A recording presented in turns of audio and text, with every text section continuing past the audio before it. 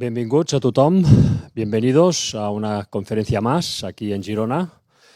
Hoy vamos a seguir hablando de todas las temáticas que hemos estado desarrollando estas últimas conferencias. Ya sabéis que hemos estado hablando de la estatua de Daniel y hoy vamos a tocar un tema también muy interesante porque es otra profecía que dio Daniel, el profeta Daniel en su momento, que es el capítulo de Daniel 7, donde se complementa toda esta visión que tuvo Daniel y por tanto da datos añadidos muy interesantes que vienen a reafirmar lo que ya dijo en su primera visión y en lo que está aconteciendo también hoy en día.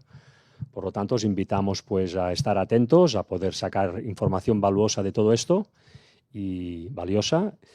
Y como siempre, también deciros que vamos a empezar con una introducción musical en la cual pues vais a tener pistas acerca de lo que se va a hablar, para ponernos en ambientación y que podamos también pues percibir lo que se nos va a decir de una manera más amena. Así que nada más, adelante con la conferencia y esperamos que sea de vuestro interés.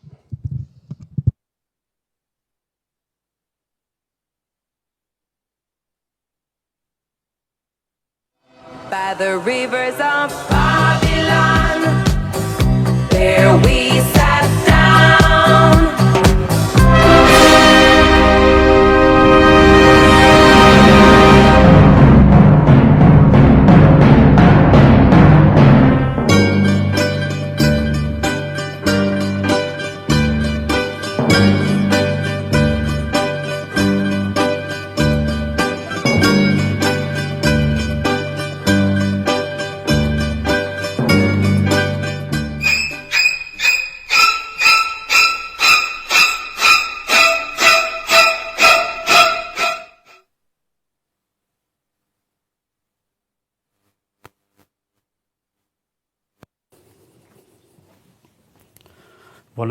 Buenas tardes. Bien, supongo que las imágenes que habéis visto con las músicas asociadas, algo habréis conectado. Quizá, sobre todo en la última parte, no habréis entendido mucha cosa, como la música de Psicosis, la famosa escena de la ducha, se relaciona con ese último animal tan extraño. Quizás en la anterior imagen también quizás os ha sorprendido porque habéis oído una música griega y se veía un leopardo de 4 cabezas. Las dos anteriores quizá era más sencillo, pero hoy vamos a tratar en definitiva de lo que habéis visto aquí en imágenes. El capítulo, como decía Luis, 7 de Daniel, es un libro, es un capítulo que es una ampliación impresionante de la estatua de Daniel 2. Hay mucha gente que solo trata la estatua de Daniel 2 y se queda con ese concepto y no sabe que después el capítulo 7 y el 8, que hoy no lo vamos a tratar, da matices, ampliaciones realmente impresionantes sobre esa misma profecía y que, como siempre hemos de decir, y nos afectará directamente a todos nosotros. El título de la conferencia de hoy es el que podéis ver, El poder que quiere dominar el mundo.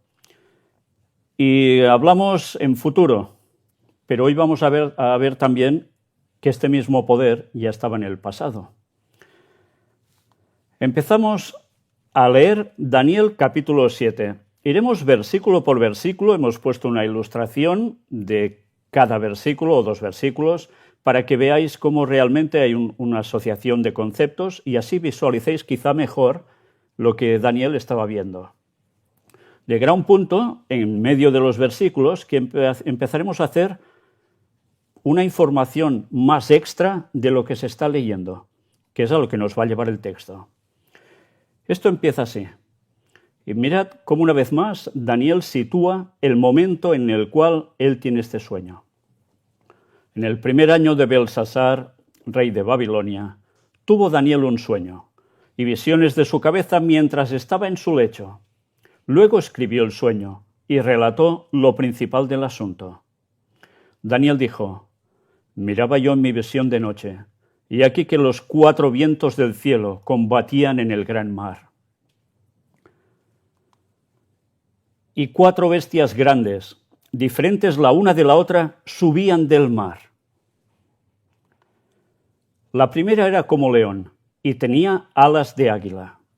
Yo estaba mirando hasta que sus alas fueron arrancadas y fue levantada del suelo y se puso enhiesta sobre los pies a manera de hombre y le fue dado corazón de hombre.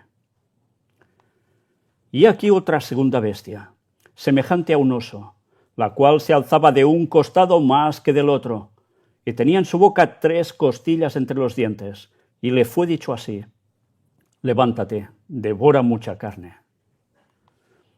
Después de esto miré, y aquí otra, semejante a un leopardo, con 4 alas de ave en sus espaldas. Tenía también esta bestia 4 cabezas, y le fue dado dominio. Después de esto miraba yo en las visiones de la noche, y aquí la 4ª bestia, espantosa y terrible y en gran manera fuerte, la cual tenía unos dientes grandes de hierro, devoraba y desmenuzaba, y las sobras hollaba con sus pies, y era muy diferente de todas las bestias que vi antes de ella, y tenía 10 cuernos. Y ahora si me detengo aquí digo, ¿y esto qué es? ¿Todo lo que vio? ¿Se había tomado algo que le hacía ver cosas tan extrañas, Daniel? ¿O esto tenía algo de significación profunda? Bueno, en Daniel 2 lo clavó, ¿eh? Pues veamos ahora con Daniel 7 qué nos dirá al respecto. Mientras yo contemplaba los cuernos, he aquí que otro cuerno pequeño salía entre ellos, y delante de él fueron arrancados 3 cuernos de los primeros. Y aquí que este cuerno tenía ojos como de hombre, y una boca que hablaba grandes cosas. Estuve mirando hasta que fueron puestos tronos, y se sentó un anciano de días, cuyo vestido era blanco como la nieve, y el pelo de su cabeza como lana limpia. Su trono llama de fuego, y las ruedas del mismo fuego ardiente. Un río de fuego procedía y salía de delante de él. Millares de millares le servían, y millones de millones asistían delante de él. El juez se sentó, y los libros fueron abiertos. Yo entonces miraba a causa del sonido de las grandes palabras que hablaba el cuerno. Miraba hasta que mataron a la bestia, y su cuerpo fue destrozado y entregado para ser quemado en el fuego. Habían también quitado a las otras bestias su dominio, pero les había sido prolongada la vida hasta cierto tiempo. Miraba yo en la visión de la noche, y aquí con las nubes del cielo venía uno como un hijo de hombre, que vino hasta el anciano de días, que le hicieron acercarse delante de él. Y le fue dado dominio, gloria y reino, para que todos los pueblos, naciones y lenguas le sirvieran. Su dominio es dominio eterno, que nunca pasará, y su reino uno, que no será destruido. Se me turbó el espíritu a mí, Daniel, en medio de mi cuerpo, y las visiones de mi cabeza me asombraron. Me acerqué a uno de los que asistían, y le pregunté la verdad acerca de todo esto. Y me habló y me hizo conocer la interpretación de las cosas. Y ahora mirad cómo empieza. Estas 4 grandes bestias son 4 reyes que se levantarán en la tierra. ¿Os recuerda algo esto sobre Daniel 2? Hay un paralelismo tremendo entre esta profecía y la anterior. Vamos por partes. 4 bestias. Van apareciendo sucesivamente Babilonia, Medo-Persia, Grecia, Roma. ¿Por qué se las describe así? Pues esto lo iremos viendo.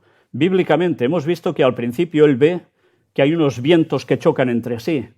Los vientos en profecía es conflictos bélicos, guerras. ¿Se produjeron estas guerras? Efectivamente, es la forma en que estos imperios fueron sucediéndose uno al otro. ¿Y salían de dónde? Del mar.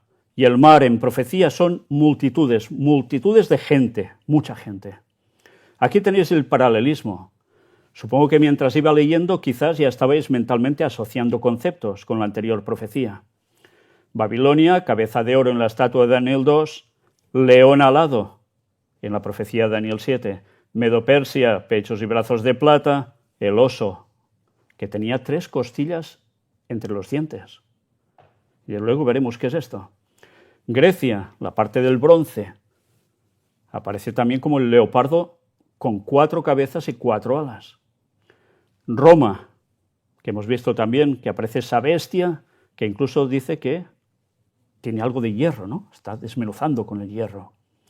Y vimos también la parte final, Europa más papado en Daniel 2, en los pies de barro mezclado con con el fango, con el hierro, y vimos y veremos cómo esa grande bestia también va a significar Roma, Europa, más algo más. Ahora algo sorprendente. Y ahora os recordará algo de lo que estuvimos hablando sobre diosas. El versículo 17, él sigue narrando. Estas 4 grandes bestias son 4 reyes que se levantarán en la tierra. Vamos a verlas por partes. Primero ve un león alado. Es el símbolo de Babilonia. Mucha gente, cuando ve la puerta de Istar, se puede fijar en que hay el león, pero a veces no se dan cuenta, aquí y en otras representaciones, que precisamente el león también puede llegar a tener alas, como aparece aquí. ¿Por qué aparece con alas? Mirad, recordad, el dominio de Babilonia, aquí veis el terreno que llegó a ocupar. Fijaos qué llegan a decir en este artículo. Cuando Nabucodonosor ordenó la reconstrucción de la antigua ciudad de Babilonia a mediados del primer milenio antes de Cristo, las paredes de los templos, puertas y palacios se decoraron con imágenes de bestias míticas, protectoras, y de animales consagrados a los dioses, representados en paneles de ladrillo vidriado en brillantes colores. Este león, que simboliza los poderes de la diosa babilónica Istar, era uno de los aproximadamente 120 leones que recubrían las paredes de la vía procesional en Babilonia. Su función era proteger esa ruta sagrada, sobre todo cuando las estatuas de los dioses babilónicos pasaban por él y por la puerta de Istar, camino del templo donde se celebraba el festival de Año Nuevo. Había la puerta de Istar, pero había todo este pasillo, esta vía procesional, donde las paredes también estaban decoradas con este tipo de animales, y en este caso en concreto, el león alado. Y a veces puedo decir, qué bonito, un león alado, muy bien, pero ¿a qué hacía símbolo? Pues precisamente a la diosa Istar. Qué cosas, ¿eh? Y esto lo refleja también Daniel en la profecía. Por tanto, sí, aún todo esto tenía que ver con diosas. Volvamos con estas 4 bestias. Luego ve ese oso, que es Medo-Persia, más alzado de un lado que del otro. ¿Por qué lleva 3 costillas en la boca? Porque conquistó Lidia, Egipto y Babilonia. Fijaos, cómo la profecía detalla precisamente que devora mucha carne. Y aquí veis los territorios precisamente. ¿Por qué estaba más levantado de un lado que del otro este oso? Recordad, los medos y los persas se unen, pero unos eran más poderosos que los otros. Por eso esa bestia, que es solo una, anda un poco iniesta. Luego viene la otra bestia, el leopardo de 4 cabezas y 4 alas. Grecia. El territorio muy extenso, pero hay algo que debemos recordar. Grecia, lo vimos, con Alejandro Magno a la cabeza, hizo unas conquistas muy rápidas. Eso es el símbolo precisamente de las 4 alas. Alas, más rapidez. Y las 4 cabezas denotan la repartición de su imperio por 4 generales, que ya lo vimos en la profecía de Daniel 2. Seleuco I Nicator, Ptolomeo I Sóter, Lisímaco de Tracia y Casandro de Macedonia. Pero después viene la bestia más bestia de todas. ¿Y qué era esta bestia? Si recordamos la estatua de Daniel 2, vamos asociando conceptos. Roma y las tribus bárbaras en Europa. La bestia espantosa y terrible con 10 cuernos. Recordamos en cuántos se quedaron al final de las 13 aproximadamente tribus bárbaras, 10, que fueron las que terminaron consolidando lo que es Europa. Aquí tenéis precisamente cómo era el Imperio Romano, abarcaba muchísimo, más que todos los otros imperios anteriores, pero luego de ellos, ¿qué sucede? Vienen los bárbaros y queda todo repartido de este otro modo. Y es lo que finalmente se termina convirtiendo en Europa. El texto de Daniel 7 nos sigue diciendo: después recibirán el reino los santos del Altísimo, y poseerán el reino hasta el siglo, eternamente y para siempre. ¿Recordáis cómo terminaba la estatua de Daniel 2? Que aparecía en escena la roca que impactaba en los pies, desmenuzaba toda la estatua, se convertía en un gran monte. ¿Y qué simbolizaba? Lo vimos claramente. La segunda venida de Jesús, ya poniendo su imperio definitivo por siempre. Pues aquí nos viene a decir lo mismo. Además, nos da un detallito ya extra. ¿El reino es solo de Dios? No, también lo poseerán los santos del Altísimo. ¿Quiénes son los santos? Ahora, claro, cuando uno dice santos en nuestro país, en la cultura que tenemos por aquí, entendemos por conceptos a alguien que está en un altar, es San no sé qué, San no sé cuánto, y San Pancracio, lo que queráis. Bueno, bíblicamente los santos son los que guardan los mandamientos de Dios y tienen la fe de Jesús. Estos son los santos. Por tanto, que la Iglesia Católica diga ese es un santo o lo hacemos santo, no necesariamente es verdad. Dios sabe si será salvo o no esa persona, pero no es el significado de los santos bíblicos para nada. O sea, nos está diciendo que los salvos de todas las épocas son los que van a heredar también el reino de Dios. Y mirad esto otro. Entonces tuve deseo de saber la verdad acerca de la cuarta bestia, que era tan diferente de todas las otras, espantosa en gran manera, que tenía dientes de hierro y uñas de bronce, que devoraba y desmenuzaba y las sobras hollaba con sus pies. Asimismo, acerca de los 10 cuernos que tenía en su cabeza, y del otro que le había salido, delante del cual habían caído 3, y este mismo cuerno tenía ojos y boca que hablaba grandes cosas, y parecía más grande que sus compañeros. Desde luego, ya por la descripción vemos que es una bestia totalmente distinta. Y él quería saber, Daniel, ¿qué es esta cuarta bestia? Bueno, pues mirad. Continúa diciendo, y veía yo que este cuerno hacía guerra contra los santos y los vencía. Estamos viendo algo ya distinto aquí.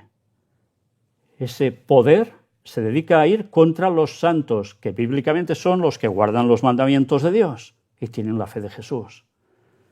¿Qué poder llegó a hacer esto? Además dice, y los vencía. ¿Ya habéis visto? Lo aplastaba todo, lo desmenuzaba todo.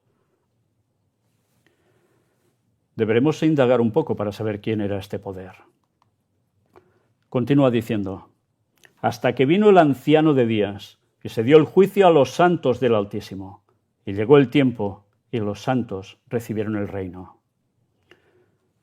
Llega un punto y final sobre esa bestia. El anciano de días, o sea, ¿quién es el anciano de días? La descripción que siempre se da de ¿quién? De Dios Padre, ¿no? Y dice, y se dio el juicio a los santos del Altísimo. Por tanto, a veces pensamos solo en que el Dios es el que hace el juicio, ¿no? El juicio final, siempre se habla de esto, pero es que también dice que se da ese juicio a los santos, a los humanos que han sido salvos. Y llega ese tiempo y los santos reciben el reino. Bien, el reino de Dios, evidentemente. Volvamos al versículo 23. Dijo así, la cuarta bestia será un cuarto reino en la tierra, el cual será diferente de todos los otros reinos, y a toda la tierra devorará, trillará y despedazará. Y los 10 cuernos significan que de aquel reino se levantarán 10 reyes, y tras ellos se levantará otro, el cual será diferente de los primeros. Diferente de los primeros. Ya no está en la misma consonancia. Todos eran, ¿qué? Pueblos bárbaros que salen y dominan lo que era Roma.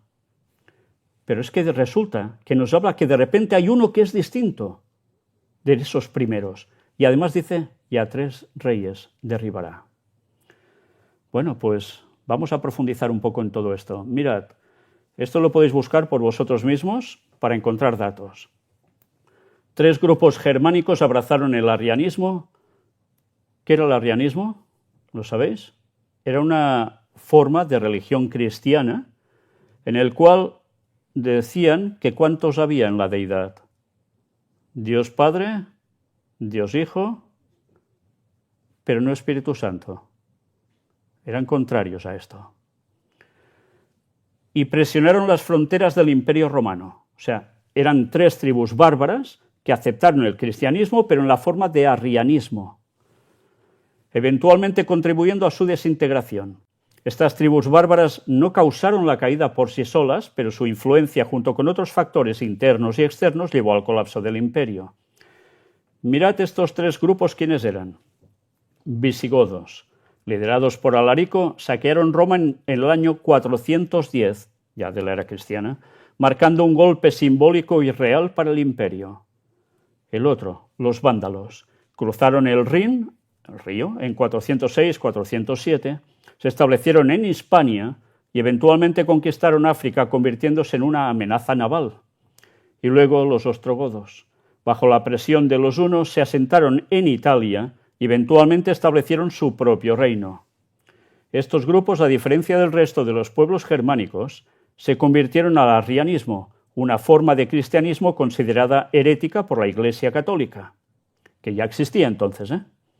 Su influencia religiosa, combinada con su poder militar y la debilidad interna del Imperio Romano, contribuyó al proceso de descomposición del imperio. La caída de Roma fue un proceso complejo, no un evento único, y aunque estas tribus jugaron un papel importante, no fueron las únicas causas. Pero fijaos que son 3 pueblos y veréis qué implicación tienen en el tema profético. ¿Quién es el que sustituye y vence cuando esos 3 pueblos bárbaros caen? Pues los que estáis viendo en imagen. Lo que termina siendo la Santa Sede, el poder papal. El versículo 25. Y hablará palabras contra el Altísimo, o sea, Dios, y a los santos del Altísimo quebrantará, y pensará en cambiar los tiempos y la ley, y serán entregados en su mano hasta tiempo y tiempos y medio tiempo. Bueno, ahora empezamos con el gran enigma. ¿Qué es todo esto? Vemos que lucha contra Dios, que lucha contra el pueblo de Dios, los quebranta, pero ahora añade, y pensará en cambiar los tiempos y la ley. Y por si fuera poco, dice que los santos serán entregados en su mano hasta tiempo y tiempos y medio tiempo. Y ahora, claro, ya supongo que mentalmente estáis pensando, bueno, ¿y esto qué cantidad de tiempo es? ¿Qué quiere decir un tiempo? Vamos a ver todo esto. Vamos por partes. Hablará palabras contra el Altísimo, que es Dios. A los santos del Altísimo quebrantará. Esta imagen ya lo está diciendo todo. ¿Quién fue contra todos aquellos que no aceptaban el catolicismo? Pues el papado, mandando a los suyos para que, a través del poder civil, torturaran a todos aquellos que les hacían estorbo, porque no aceptaban lo que ellos creían, o querían que creyeran. Y pensará en cambiar los tiempos y la ley. Aquí os muestro 3 imágenes. El momento del nacimiento de Jesús. ¿En qué momento de la historia situamos eso? Esto es importantísimo. Luego vemos un calendario semanal, empezando por domingo, lunes, martes, miércoles, jueves, viernes, sábado, que es como vimos ya en conferencias anteriores, que es como es la semana originalmente, pero luego vemos lunes, martes, miércoles, jueves, viernes, sábado y domingo, que es como normalmente toda la gente lo conoce, al menos en nuestro país. Aquí ha habido algo raro, ¿no lo notáis? No se corresponden los días de antes a los de ahora. Y a la derecha vemos una representación de Moisés con los 10 mandamientos, la ley.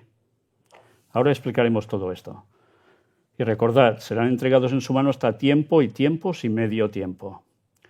Pues ahora vamos a empezar a sacar el agua clara de todo esto. Tiempo, tiempos y la mitad de un tiempo. Durante este periodo el cuerno pequeño persiguió al pueblo de Dios, nos dice Daniel 7:25. En arameo, Idán es la palabra tiempo, significa año. Por tanto, el año profético antes constaba de 360 días, de manera que 3 tiempos y medio son lo mismo que 3 años y medio o 1260 días proféticos. Siendo que un día profético equivale a un año, y esto ahora lo vamos a ver demostrado en los textos bíblicos, entonces 1260 días son lo mismo que 1260 años. Estamos viendo de un poder que abarcaría 1260 años de historia destrozando al pueblo de Dios. En profecía un tiempo, un año. Mirad lo que nos dice Daniel también en un capítulo que no hemos tocado, es el capítulo 4, por eso os recomiendo que leáis el libro de Daniel. Y una vez más repito, no la versión católica, que está alterada, sino en otra versión cualquiera. En el versículo 16 nos decía, su corazón de hombre se ha cambiado y les ha dado corazón de bestia y pasen sobre él 7 tiempos. Esta imagen es una representación del rey Nabucodonosor. Después de haber tenido ese sueño y haber loado tanto a Daniel, resulta que llega un punto en que de repente dice, esta es la gran Babilonia que yo he hecho, y se hace el chulo. no ha aprendido la lección. Cuando Dios le dice, mira, que después de ti habrá otro imperio y otro imperio, etcétera, etcétera, no aprendió la lección. Y Dios de repente hace que caiga así como una bestia. Como una bestia. ¿Y sabéis cuánto tiempo estuvo así? Estos son registros históricos. 7 años. Hasta que de repente le vuelve la claridad mental y reconoce que Dios es Dios y que él ha hecho la gran pifia de su vida y estaba advertido. Porque el profeta se lo dijo y no quiso hacer caso. Y ya pasó esto. Luego fue restablecido al reino. Esto es impresionante, no había pasado nunca en la historia. A un rey que le pasase eso, pues le pasó. Y esos 7 años fueron 7 tiempos. En profecía un día también es un año. Mirad lo que os decía, Números 14:34. En el Antiguo Testamento dice, conforme al número de los días, de los 40 días en que reconocisteis la tierra, llevaréis vuestras iniquidades 40 años, un año por cada día, y conoceréis mi castigo. Esto es cuando quieren entrar a Canaán y han recorrido la tierra 40 días, pero se rebelan y dicen, vale, pues ahora, mira, día por año, estaréis 40 años vagando por el desierto. No lo dijo Dios, pero desde luego ya queda claro que es por tontos, por no hacer caso de Dios. Un día se lo equipara a un año. Es la forma en que tuvieron de reaccionar finalmente algunos. Y Ezequiel, capítulo 4, versículo 6 dice, cumplidos estos, te acostarás sobre tu lado derecho por segunda vez y llevarás la maldad de la casa de Judá 40 días, día por año te lo he dado. Al profeta Ezequiel le dice, mira, ¿sabéis? El profeta Ezequiel tuvo una vida un poco complicada como profeta, porque en su vida tenía que hacer cosas para que el pueblo entendiera, bajo la simbología de lo que él hacía, el mensaje que Dios les daba al pueblo que no querían escuchar ni de casualidad. Y la gente sabía que él era un auténtico profeta y todo lo que hacía tenía un significado. Le dijo, pues mira, ponte así y si estás 40 días de este lado será, pues eso, un día por año, 40 años que el pueblo también le pasarán cosas. Por tanto, en profecía hay una simbología, día por año. Dicho esto, vamos a verlo gráficamente. Tiempo, tiempos y medio tiempo. ¿Qué significa eso? ¿Sabéis? En el libro de Apocalipsis también se repite el mismo concepto. ¿Sabéis? Muchas veces se estudia el libro de Daniel o se estudia el libro de Apocalipsis. Y es que el libro de Daniel y Apocalipsis se complementan, van unidos totalmente. Y eso que hay una diferencia de años abismal entre una escritura y otra. Un tiempo, un año. 12 meses por 30 días, 360 días. En el plural, curiosamente, la palabra para el plural es 2 tiempos. Por tanto, 2 años, 24 meses por 30 días, 720 días. Y medio tiempo sería medio año, 6 meses por 30 días, 180 días. Así queda 3 años y medio, 3 tiempos y medio, es igual a 42 meses por 30 días, igual a 1260 días. Por tanto, en profecía, 1260 años de persecución contra el pueblo de Dios. Pero ahora, claro, nos queda la pregunta, ¿cuándo empezó y terminó el periodo de los 1260 años? ¿Se ha cumplido esto en la historia o es una mentira absoluta que nos estamos inventando? Las cosas hay que demostrarlas. Pues vamos a por ello. En el año 538, después de Cristo, el Papa era Vigilio. Asumió el cargo el 20 de julio de 537 o 538, hay cierta ambigüedad en las fuentes, y su pontificado se extendió hasta el 10 de enero de 555, según la Universidad Autónoma de Nuevo León. Su elección papal fue un punto de inflexión, ya que marcó el fin del control ostrogodo sobre la elección papal. Sí, los ostrogodos dominaban quién iba a ser el papa, pero eso es ya el año 538. A partir de aquí hay un cambio radical. En el año 538 ocurrieron eventos significativos, especialmente relacionados con la guerra gótica y el auge del papado. El general bizantino Belisario, después de un asedio, logró que los ostrogodos abandonaran Roma, lo que marcó un punto de inflexión en la guerra y liberó al papado de la influencia ostrogoda. Esto permitió que el poder papal se consolidara y comenzara a expandirse. El asedio de Roma por parte de los ostrogodos, liderados por Vitiges, llegó a su fin en marzo de 538, permitiendo que Belisario recuperara la ciudad para el Imperio bizantino. Por tanto, año 538 empieza la supremacía papal. Ya nadie les iba a hacer sombra.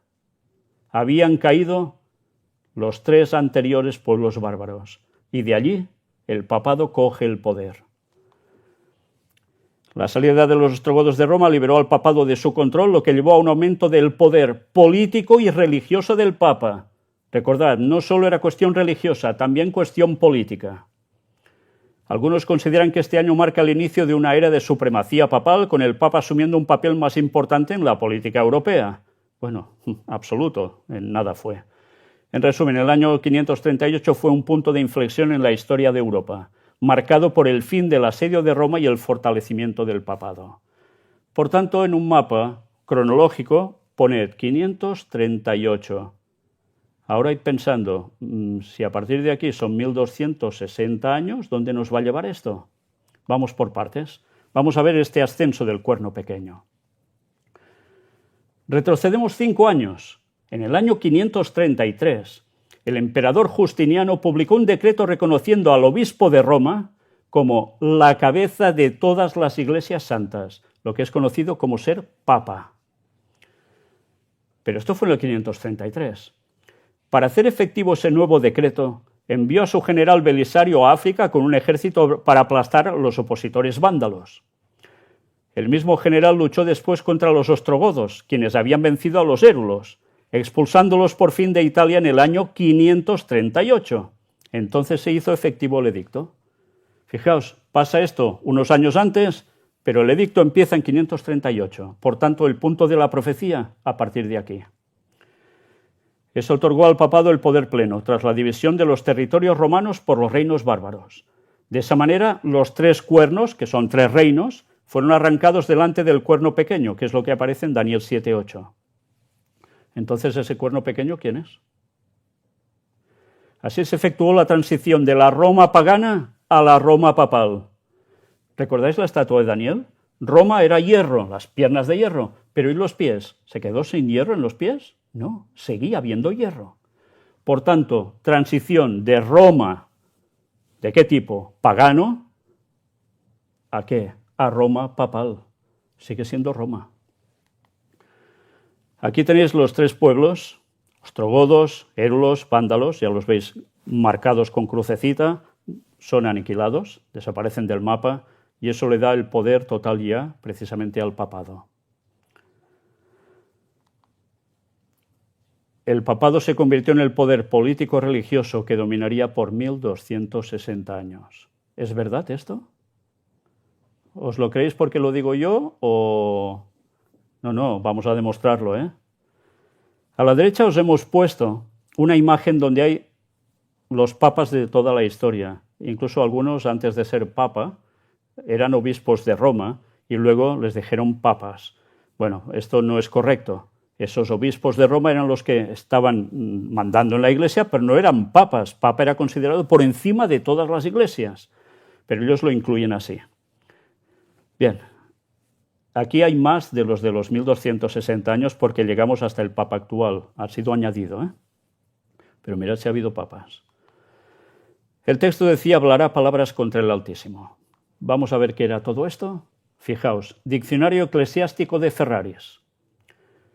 Tan grande y exaltada es la dignidad del papa, que no es meramente humano, sino como si fuera Dios y el vicario de Dios. El Papa está coronado por una triple corona, como Rey del cielo, de la tierra y de las regiones inferiores. ¿Rey del cielo? ¿Quién es el Rey del cielo? ¿No es Dios? El poder del pontífice de Roma no está de ninguna forma limitado a las cosas celestiales, a las terrenales y a aquellas bajo la tierra, sino incluso afecta a los ángeles, sobre los cuales es superior. Pues tiene una dignidad y poder tan grandes que forma él mismo y único tribunal con Cristo. El Papa es como si fuera Dios en la tierra. Pronta Biblioteca, artículo Papa 2, volumen 6, páginas del 26 al 29. En el libro de Daniel de nuestros tiempos queda registrado esto, que no es ciencia ficción. Esto es una declaración absoluta de medio católico. ¿Qué os parece? ¿El Papa es Dios? ¿El Papa tiene el mismo poder que Dios? Bueno, por lo que nos dice aquí, hasta los ángeles, no son nada a su lado, ¿eh? Y además forman el mismo y único tribunal con Cristo. Por tanto, de juzgar. Pueden juzgar igual. Y a los santos del Altísimo quebrantará, decía el texto también. Durante la Edad Media, que comenzó en el año 538 de nuestra era, millones de cristianos fueron perseguidos hasta la muerte por el papado. Ese horrible registro es una de las cosas más tenebrosas de toda la historia de la humanidad, sobre todo teniendo en cuenta que es por una cuestión religiosa y de conciencia. Y ahora vais a ver algunas citas de historiadores que cómo definen esto.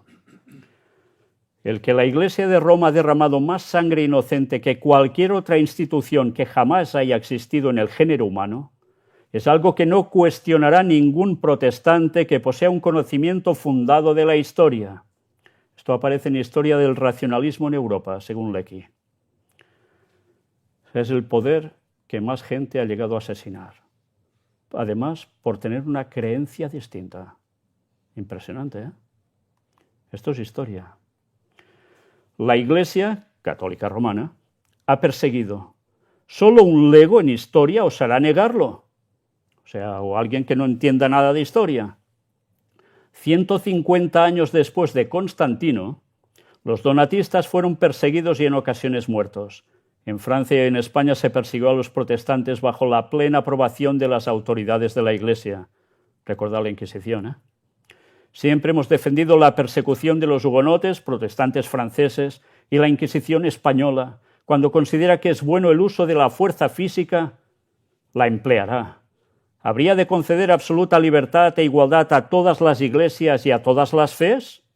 La Iglesia católica no da explicaciones sobre su buena conducta. El Centinela Occidental, 24 de diciembre de 1908. Vaya declaraciones, ¿eh? Si tienen que cepillarse a alguien, se lo cepillan. Es sí, 1260 años. Pero además dice, y pensará en cambiar los tiempos y la ley. A ver si es que estamos colocándole a la Iglesia Católica esto y no corresponde. Vamos a ver más pruebas. Alguien que cambió los tiempos. Preguntadle a la inteligencia artificial y os lo dirá. Y esto lo pude presentar en conferencia y diciendo algo, poniendo en duda lo que termina de decir la inteligencia artificial en un aspecto. Dice, sí, Dionisio el Exiguo, que quiere decir el enano, al calcular la fecha del nacimiento de Cristo, cometió un error que aún afecta nuestra forma de contar el tiempo. Él fijó la fecha del nacimiento de Jesús en el año 753, ab urbe condita, mientras que la fecha correcta, según los cálculos modernos, sería alrededor del 749, aproximadamente el 4 a.C. El problema principal fue su cálculo del reinado de Herodes el Grande. Dionisio basó su cálculo en las referencias bíblicas, pero estas no son precisas en cuanto a fechas históricas. Herodes reinó hasta el año 750, el 4 a.C., por lo que Jesús debió nacer antes de esa fecha, no después, como calculó Dionisio. Bien, pues todo esto aún hay algo de error aquí. A veces la inteligencia artificial aún sigue siendo artificial y falta algún detallito. Pero para que veáis, se cambió el periodo histórico, la forma de contar. Aún hay mucha gente que piensa que Jesús nació en el año 0 y no saben que el año 0 no existió. Se pasó de -1 a +1. Y es que encima no fue en ese año, fue anterior. Por tanto, hay algo que aquí os añado que no os había puesto. Habíamos hablado en conferencia anterior de 6.000 años de historia y regresa Jesús, es profecía bíblica total. Pero es que la Iglesia Católica, ya hace unos años, dijo que eso de hablar de 6.000 años, que no se podía decir. Los propios papas lo echaron por el suelo. ¿Por qué? Porque saben que si la gente sabe cuándo concluyen los 6.000 años, sabrán el retorno de Cristo auténtico, y no quieren. Por eso queda la duda si Dionisio el Exiguo calculó mal o lo hizo intencionadamente. Observamos el domingo en lugar del sábado, porque la Iglesia Católica en el Concilio de Laodicea, en el año 364, transfirió la solemnidad del sábado al domingo. Esto ya lo veis donde aparece, The Converse Catechism, por Peter Jaisman. Cambió los tiempos y dice cambió la ley. Es lo que decía el texto, ¿eh? Este catecismo recibió la bendición papal el 25 de enero de 1910. Por tanto, ellos dicen que han cambiado el día de reposo del sábado al domingo. ¿Es cambiar la ley o no es cambiar la ley? Estos son los 10 mandamientos. Sobre el pretendido poder divino de la Iglesia Católica, mirad esto. En Doctrinal Catecism dice, si no tuviera tal poder, no podría haber hecho aquello en que concuerdan todos los modernos eruditos en religión. No podría haber reemplazado la observancia del sábado, séptimo día de la semana, por la observancia del domingo, primer día de la semana, un cambio para el cual no existe autoridad bíblica. ¿Cambiaron los tiempos y la ley o no los cambiaron? Vaya que sí, mirad. En el Antiguo Testamento, en Éxodo 20, en la Biblia, aparecen los 10 mandamientos. Ahora os lo leo tal como aparecen en cualquier Biblia en condiciones normales.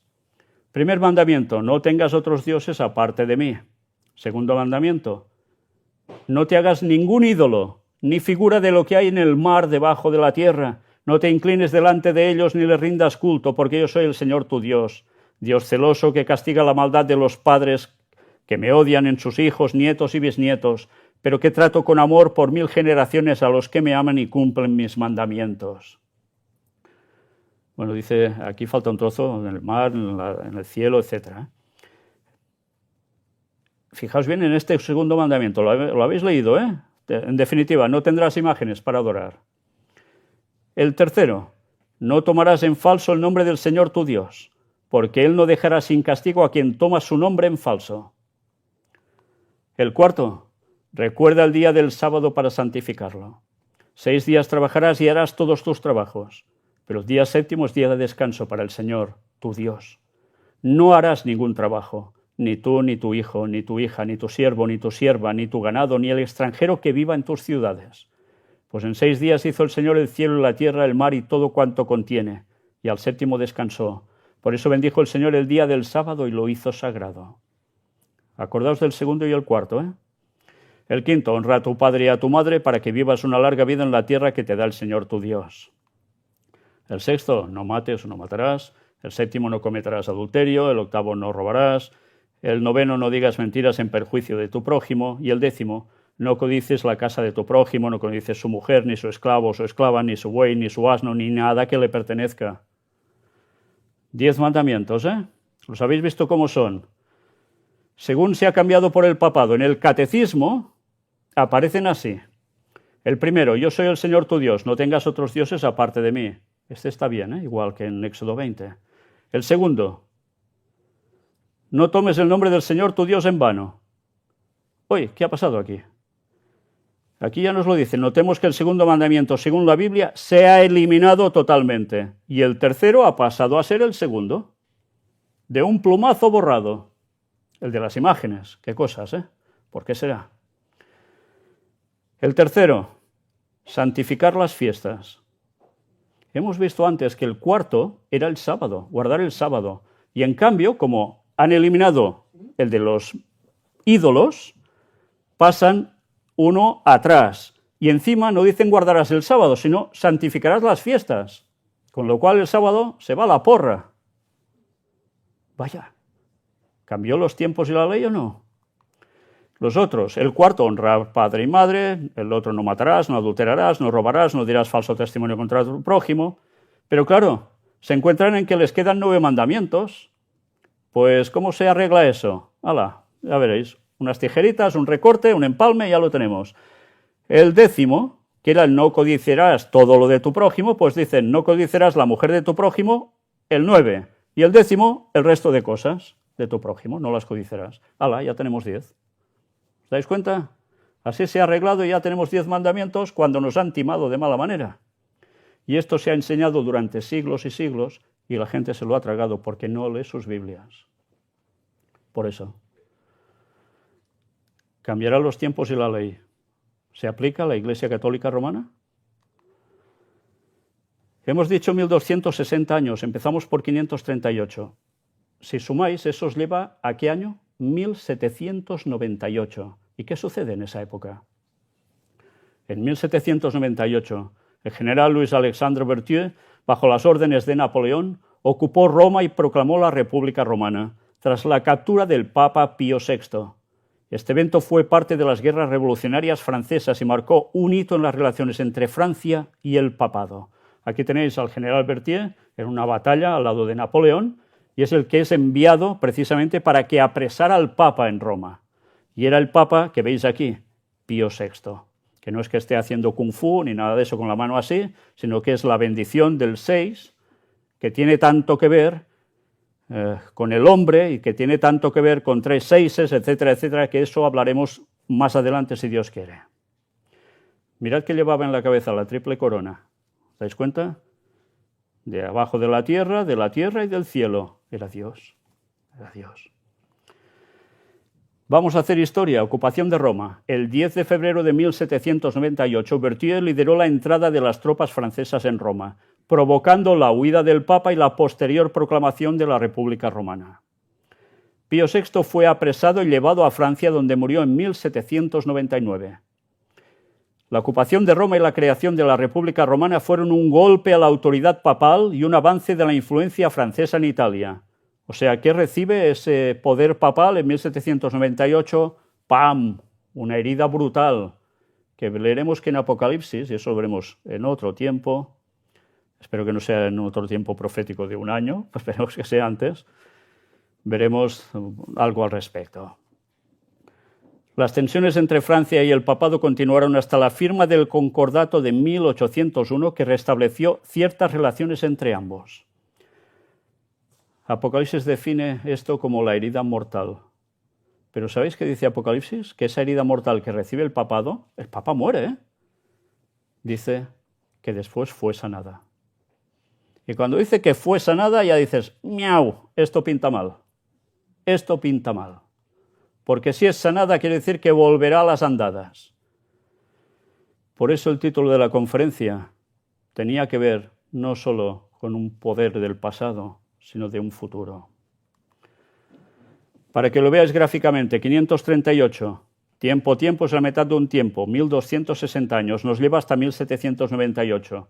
538 comienza la soberanía papal en Europa, con el señor que veis aquí, este papa, y comienza el tiempo del fin en 1798, cuando es apresado, y aquí lo veis, en una representación de pinturas de época, el Papa es ya totalmente deportado de Roma. Pues así concluye el poder opresivo del cuerno pequeño, pero empieza el tiempo del fin. Y el tiempo del fin quiere decir que desde 1798 para acá estamos en él. Y el tiempo del fin, si sabemos que Cristo vuelve a los 6.000 años, y eso se cumple en 2031, id calculando cada vez que ya no estamos en el tiempo del fin solo, sino que estamos llegando al fin del tiempo del fin. Y esto es muy serio, ¿eh? A partir de entonces, de 1798, los creyentes no católicos en Europa pudieron adorar libremente, salvo excepciones, como en España, en que no siempre fue posible.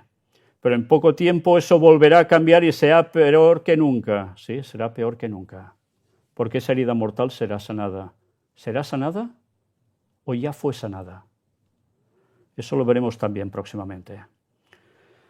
Pero bueno, lo veremos más adelante, sí.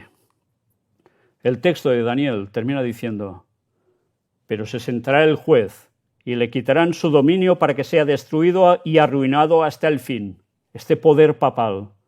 Dios hará justicia. Sí, hará justicia. Vaya que sí va a hacer justicia. Y acabará con este poder. Pero este poder va a llegar hasta el final.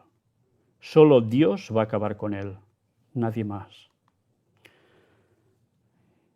Y que el reino y el dominio y la majestad de los reinos debajo de todo el cielo sea dado al pueblo de los santos del Altísimo, cuyo reino es reino eterno, y todos los dominios le servirán y obedecerán. Sí, cuando ese poder papal concluya definitivamente, porque se ha ido restableciendo, ha ido cogiendo poder, llegará un punto en que Dios le pondrá el punto y final, y entonces será el reino de Dios. Pero si estuvo persiguiendo al pueblo de Dios 1260 años, y ya veremos en otras profecías cuándo cogería ese poder de nuevo, y ya lo cogió, os anticipo, ¿quién le dio al papado cuando no tenía apenas nada ya, otra vez sus tierras, una gran cantidad de dinero? Tratado de Letrán, Mussolini, el dictador Mussolini de Italia. ¿Y por qué? Porque era un buen católico y porque ya estaba siendo preparado para hacer lo que pasó después con la Segunda Guerra Mundial. Hitler y Franco. Los jesuitas hicieron muy bien su labor. Y ellos son los que en definitiva han marcado que el ascenso del poder papal vuelva a ser cada vez más potente. Y solo tenéis que poner las noticias, que casi cada día aparece algo del Papa por un lado o por el otro. Y si seguís las noticias del papado, veréis que cada 2 por 3 están yendo los grandes reyes y magnates de la tierra y presidentes a ver al Papa de turno. ¿Por qué será? Si no tuvieran poder, ¿por qué van a verlo? ¿Me vienen a ver a mí? ¿O a vosotros? Que no. Porque no somos nadie, somos chicharelos. Pero el Papa tiene poder, el papado tiene poder. Y la gente no sabe que están a punto de asestar el golpe de gracia sobre la humanidad. Por eso sabemos que, como vimos, esos 6.000 años será el fin precisamente del poder papal. Y eso será cuando Jesús vuelva, esa roca que impacta, y será en 2031. Y por eso podemos decir, Maranata 2031, Señor vuelve. ¿Os dais cuenta cómo las profecías se van cumpliendo? Y esto nadie os lo puede negar. Salid afuera a ver cuánta gente conoce de esto. Os vais a quedar maravillados. Nadie sabe nada de esto, porque esto ¿te lo han contado en la escuela? ¿Te lo han contado en alguna iglesia que haya sido católica? ¿Verdad que no? Entonces, ¿cómo se entera la gente de esto? Sí, podemos distraernos con muchas cosas, pero enterarnos de la verdad que nos va a afectar nuestra salvación, la vida eterna, de eso no se entera nadie. Pues ahora vosotros ya estáis enterados. Y eso quiere decir que empezáis ya a tener que hacer un paso mental, y quizá no solo mental, para acercaros a Dios de verdad, porque ya veis que esto no son bromas. Y Dios nos ha advertido durante miles de años atrás. ¿Y aún no le haremos caso cuando ya está a punto de volver? Bien, el texto de Daniel termina así. Aquí fue el fin de sus palabras. En cuanto a mí, Daniel, mis pensamientos me turbaron y mi rostro se demudó, pero guardé el asunto en mi corazón. Y sabéis, luego viene el capítulo 8. En el capítulo 8, Dios aún le da más explicación que tiene que ver con esto, da más detalles, pero nosotros nos lo vamos a saltar. Y mientras se creéis, os lo leéis en casa, a ver a qué conclusiones llegáis. Ya lo trataremos, si Dios quiere, más adelante. Pero es que luego vamos a ver algo. Aquí os lo decía, el capítulo 8 es el complemento de Daniel 2 y de Daniel 7. Leedlo, por favor, no os lo perdáis. Pero en la próxima conferencia, sí, haremos un salto al futuro inminente que debemos conocer ya para no caer en el gran engaño, la manifestación del falso Mesías. ¿Por qué les llamamos a nuestra sala y museo el gran engaño? ¿Os lo habéis preguntado? Pues porque hay algo que se define como el gran engaño, y es precisamente que todo va a llevar a la manifestación del falso Mesías. Recordad el templo de Jerusalén, visteis lo de la vaca alazana, los preparativos, etcétera, etcétera. Pues vamos a centrarnos en todo eso. ¿Cómo va a ser esta manifestación del falso Mesías? ¿Quién va a ser? ¿Qué hará? Todo esto. Y lo veremos por partes, detalladamente. Porque si no sabemos eso, vamos a caer de 4 patas.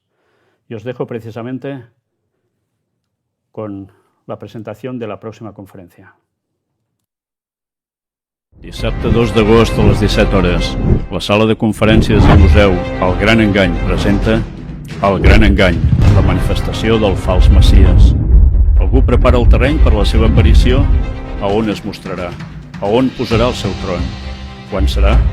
I el més important, què farà i qui serà?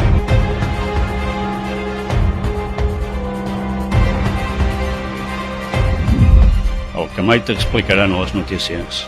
Carrer Narcís Blanc, 11, Girona. Telèfon 678 64 22 63.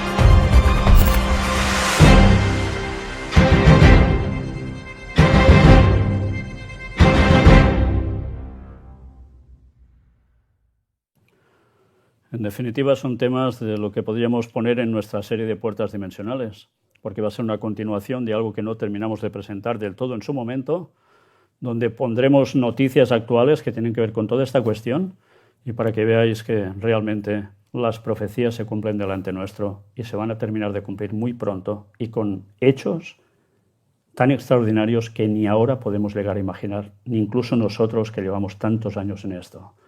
Pero os mostraremos todos los datos que hay de cómo va a ser esa venida del falso Mesías. Pero ¿quién lo va a preparar? Eso también lo veremos. Gracias. Hasta pronto.